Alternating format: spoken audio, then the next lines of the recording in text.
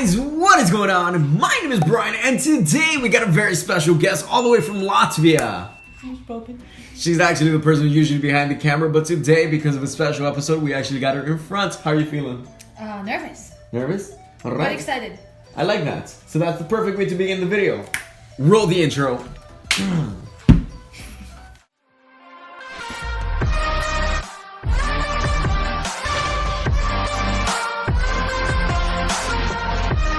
Alright my friends, so today we got a very special video for you. First of all, it's been a while, so hi, how are you doing? Kate Viet. But besides that, we actually have a very special video from Geography Now, where they actually talk about Latvia, the motherland of this cute little munchkin over here. But with that being said, I'm very excited to review this. It's been a while, and I'm actually, quick heads up, I'm actually going to be going there sometime in March. So hit me up if you want to hang out, and maybe we can make that happen, right? Heck yeah. Heck yeah. Before we get started, I want to give a big shout out to Geography Now. If you guys have not heard of them or the original video, the links is in the description box down below. Go check them out. They make some amazing content, and go spread some love, alright? Alright guys, so let's get right into this before we start babbling on. Are you ready? Yeah, let's do this. Let's do this. Let's get our headphones. She got the kitty headphones. I get the... She gets the fancy ones. Yes. Alright, let's begin. Alright guys, we've reached the Baltic once again. If you don't know anything about the Baltics, it basically goes like this. Estonia is a depressed yet attractive nerd girl who lives right next to... Come play with us, Estonia. Welcome to the first sister of the creepy Baltic twins. It's time to learn geography. Hey everyone, I'm your host Barbs. Look, I'm sorry I called it the creepy Baltic twins, but it's kind of true. Latvia is one of those countries that just kind of naturally exudes this ambiance of charming, mystical, dark undertones surrounded by subtle flares of despair, and they're cool with it. And here's the thing, Latvia is the good twin. No, but seriously, jokes aside, Latvia does come with an incredibly vibrant culture rooted in still in the unique traditions found background? almost nowhere else on Earth. Let's find out where it all goes down in.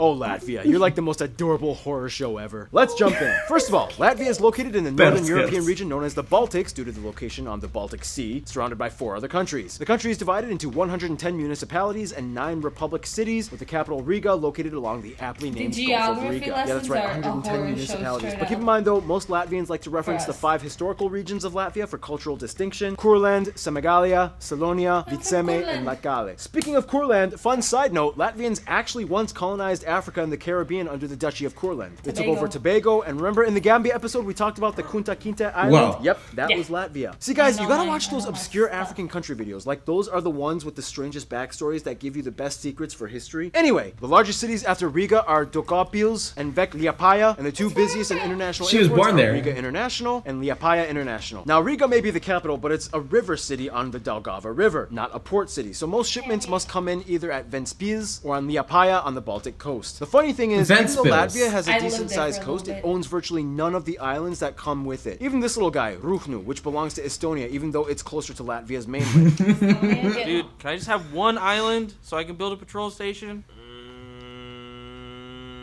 No. Oh, and if you look closely at the border with Estonia, they have Valga, which is a town split in half by the 2 nations. Now, if there's one thing about Latvia that makes it stick out, it would have to be the architecture. Riga is famously known for its Nouveau-style buildings, which won the title of European Capital of Culture back in 2014. It really has over is, 4,000 historic wooden buildings, more than any other European city. And of course, if you Google Latvia, it's hard not to come across the most iconic building, the House of Blackheads, originally built in the 1400s. It was bombed in World War II and rebuilt. I've seen it in It's person. beautiful, but the country does come with an austere backdrop. Back in Soviet times, things got pretty morbid, and you still see the residue to this very day. You can see ghost towns that were once used to house Soviet officials and their families, like Skrudna 1, an abandoned radar station village complete with decaying apartments, schools, and gymnasiums, all adorned with Lenin and Soviet imagery left to rot. The Latvians kind of use this to their advantage, though. They even took a military prison and made it into the world's creepiest hotel. The Karausta Military Prison Hotel, in which you can pay to be treated like a prisoner of war in World War II Nazi Germany times. Your accommodations include getting yelled at and arrested, sent to a dark, damp, gritty room with no beds, only a light mattress and blankets on the floor, no room service, and you get locked in your room. Latvia! Speaking of which, some other places of interest might include Riga's Old City, the Basilica of Aglona, Turaida and Koknese Castle ruins, the Monument of Freedom, Rundal Palace, sometimes called the Versailles of the North, the Art Nouveau District and the Art Nouveau Museum in Riga, the Mark Rothko Museum, pretty much the entire city of Cesis, Ziemelu Northern Forts, and the Daugavpils Fortress. Alright, that covers that. Now we get into Latvia's land makeup. And to add to the somber undertones, it's gonna get a bit swampy.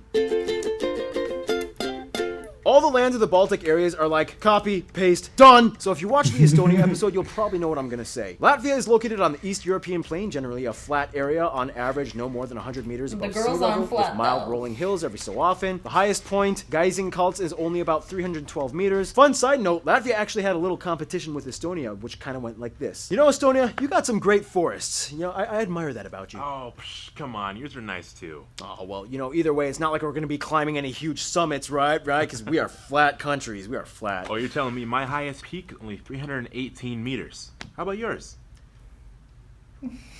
Give me a sec. Oh, what a coincidence. Mine's basically the same height, just, you know, a little bit taller, but it's... Yeah, just whatever. And in 2012, the tower Trying was to play it demolished because cool. of safety concerns. About 10% of the country is made up of peat bogs and swamps, and over half the country is forested. That's actually an increase as Latvia is experiencing natural afforestation. Wow. That's the opposite of deforestation. Heck yeah. Just so you know. Got a lot of affor- trees. going, Paul. The country has over 12,500 rivers. The longest one, as mentioned before, is the Delgava. And Latvia has the widest waterfall in Europe, the Ventus Rumba, I've about been 250 there. meters wide, and the largest I'll put lake in in the the country picture being the later. Lubans. Otherwise, economically, Latvia has seen an 250 overall meters? huge GDP resurgence since the Yeah. independence from the Soviet Union. Basically, they had to switch everything from state-owned to privatization, and when that happens, people usually get very creative. I mean, why do you think they built that prison hotel? Their economy is mostly run off of industrial goods like textiles, wood products, pharmaceuticals, and processed foods. Agriculture-wise, Latvians love two things: meat and dairy. Almost every meal will have these And two things. If potatoes. you don't know anything about Baltic cuisine, basically, it's hearty, heavy meals with rye bread, lots of butter and fat with little or no spices, except That's for how maybe we grow dill and so caraway tall. seeds. They love That caraway. explains They it. even put it in their cheeses. Of course, they also have their own specialties like sklandrausis, those bacon and onion bun things, and the national liquor Riga Black Balsam, which has Yes! ingredients, and it supposedly cures illness, as attested to Catherine the Great when she visited and drank some. Oh, and the national animals are the white wagtail bird and the two-spotted ladybug. However, Latvia is also famous for the blue cows of Kurzeme. Yep. Okay, is that it? Tallest peak, longest river, largest lake, economy, food, national animals. I put a skit in it, yada yada. Okay, yeah, I think we got it. Okay, moving on. This is funny.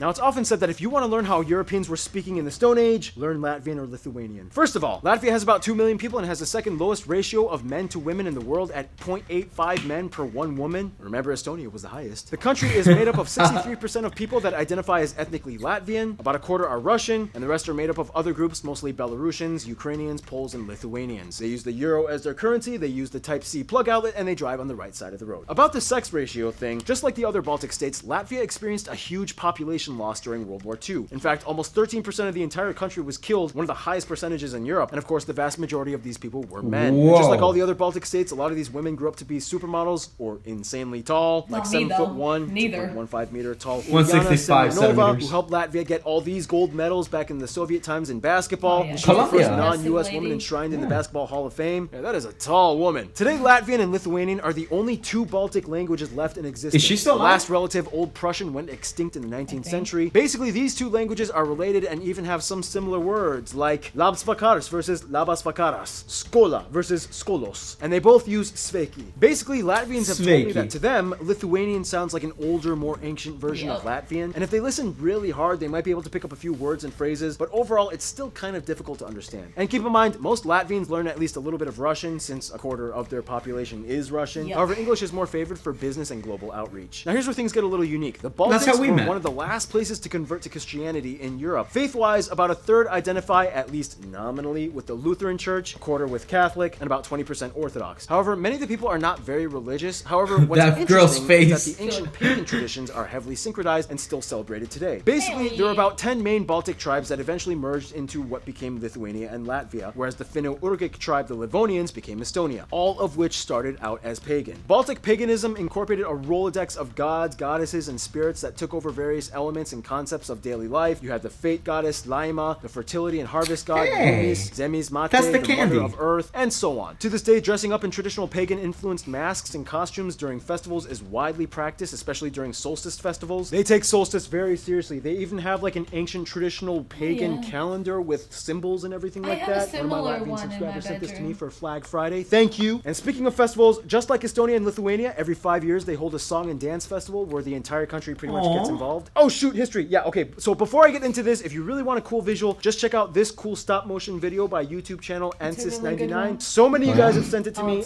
You don't even have to speak Latvian to understand it. It's really cool. Check it out. But in the best way I can personally put it, paganism and tribal kingdoms, Northern Crusades, the state of Livonia, Germans, Danes, Poles, Lithuanians, Swedish all take turns at invading. Finally, Russians come in. World War I, War for Independence. They get their first republic for a few decades. Then Russia comes in and is like, JK, I'm back. They become a Soviet republic state. Tons of people die. 1941, Nazi occupation. Tons of people die again. Soviets come in and reclaim Latvia. Yada, yada, yada. All the Soviet years. Russians move in. 1991, independence through the singing revolution that they did with all the other Baltic states. 2000s, they went through an economic boom. I've been there. 2008 recession. And today they're recovering and doing fine, mostly. Some notable people from Latvia or of Latvian descent might include Yanis Kakste, Andrejs Pumpurs, Christianis Barons, Rainis and his wife Aspazia, Arvins Lumentals, aka the Crocodile Dundee, Mark Rothko, Jacob W. Davis, I know him. Jeans, Yes. Kristaps Porzinkis, the music group The Hobos, Frederick Wilhelm Oswald, Alexander Slaime, Anatoly Solovyev, Ginta Lapina, Bill Rabane, and the music group Carnival Youth. Heck So yes. as you can see, Latvia is an interesting tradition-holding, somewhat dark past-oriented nation that moves with haste. Let's see who's tagging along with the ride with them now, shall we?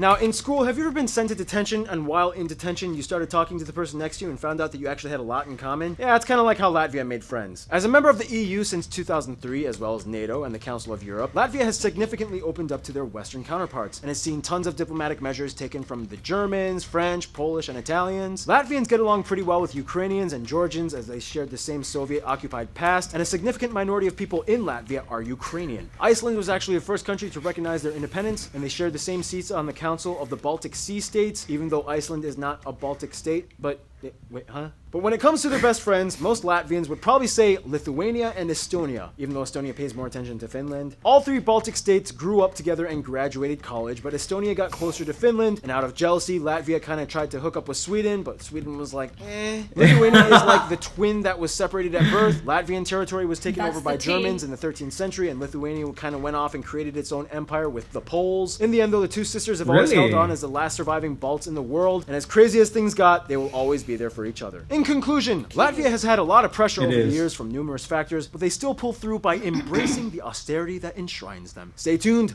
Lebanon is coming up next. Well, that was quick. That was something. Yeah. All right, let's stop it right here. All right, my friends. So there we go. We ended it right there. So everything sounded accurate?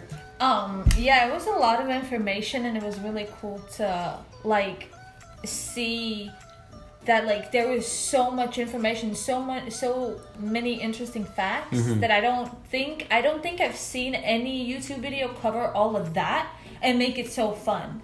So that was really cool. Yeah, they really do an amazing job presenting this stuff. Big shout out to them one last time. Wow, English. But yeah, geography now really like made it really interesting, and I love this video. It was like, it kind of made me a little proud. It kind of made me a little warm inside. Made you warm inside. That's good. That's good. I love the fact that they do mention, like, I love the fact that he's well aware as to what's going on with the surrounding countries. So he pretty much knows the relationship between like Latvia and then Sweden, how it kind of went like not so well, and then also with like Estonia, but they're well aware that Latvia and Lithuania are like blood brothers. Yeah. So that's definitely really cool. Because Estonia keeps, like, you know, pointing the other way. Those damn cheaters, man. Them and their Finnish people, man. With that being said, I actually thought it was very, very interesting seeing, like, the mask. Because, like, mind you, like, we've been together for a couple of years now. But I've never seen you, like, do, like, the traditional, like, mask, like, during the Solstice Fest. Yeah, like, a lot of people do that. I mean, is it, like, outdated at this point, or, like... Well, it's a very, very, very old tradition. It's something that our ancestors did. And, I mean, some people definitely still do it, but not... Especially not in the capital. No. Because I was born in Liepāja, but I was raised in Riga. Yeah. And I haven't really seen any people do it. Unless there's, like, an event. Yeah. For the summer solstice thing. Then people, I guess there's like themed parties where people do that, but it's not like a thing that, you know. But like out of curiosity, like here in the United States, they don't allow, like, during Halloween, they don't allow you to wear masks to school. Were you allowed to, like, wear, like, these types of masks? Like to like your school or not? Well, here's the thing. Summer solstice is on summer vacation. It's That's summer right. break. Oops. So yeah. Okay, that makes sense. I like the part when Latvia is like, "Yo, can I have that island?" And somebody's like, "No." That was pretty great, Really actually. funny. Which, by the way, guys, if you guys are not aware of who this little young munchkin here is, her name is URIT Unicorn. You can find her link to her YouTube page down below in the description box. You guys should definitely check it out. She makes some pretty Slavic content for you guys, so pretty awesome. Something that really caught my attention was like at the beginning when they started talking about like all like in Skrunda, like all the like abandoned buildings and stuff like that. And they started showing pictures of like schools and stuff like that.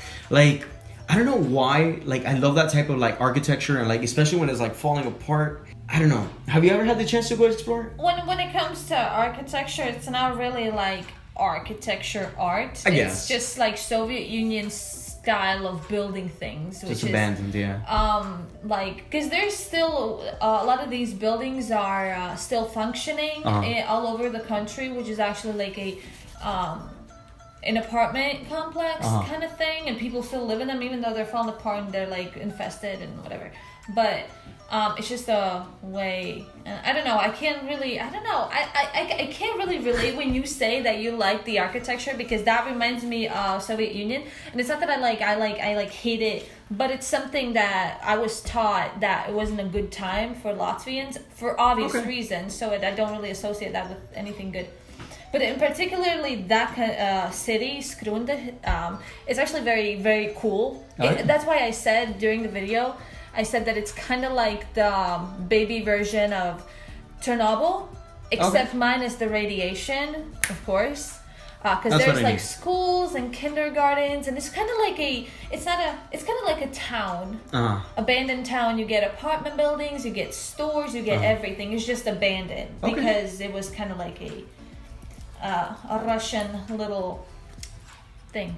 Alright, I got you, that makes sense. With that being said, if you want to support what we're doing here on this channel, make sure you do want to check out the Patreon page down below. The link should be somewhere here by this little computer over here, so you should definitely check it out. It does have its perks, so let me know if you have any questions. I'll try my best to answer it as soon as possible. Besides that, I'll see you guys on the flip side. Alright, how do you say bye in Latvian? Ata? Ata. Ata. Ata, ciao, peace.